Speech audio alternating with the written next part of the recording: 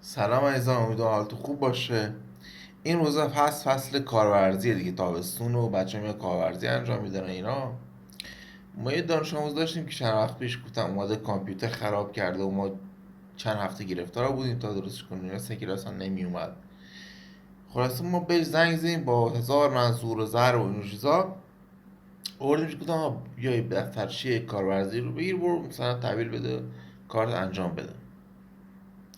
اومد که کارا یعنی بهش توضیح بدم که آقا مثلا اینجا رو پر کن، اونجا رو پر نکن، این کارو کن، اون کارو کن، توضیح که باشتر شروع کرد مثلا نوشتن، تکمیل کردن دفترچه و اینا.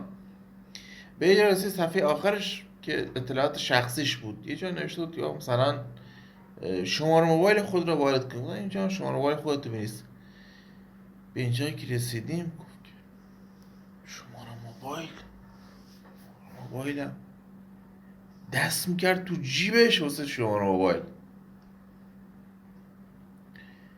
بعد جالب اینجاست میگه که به من همکارم میگفت من زنگ بزن رو موبایل شما ببین شما موبایلم چنده.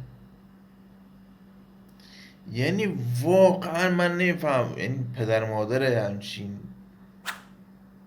پسرایی، همچین آدمایی اصلا امید دارن بیر اصلا خودشون به خودشون امید دارن که اینا خواهد چیکار کنن با زندگیشون. واقعا کسی که شماره موبایلش حفظش نیست تو دنیای امروز، یعنی چیکار میخوان با خودشون کنن واقعا من نمیدونم. شب روزگار خوش.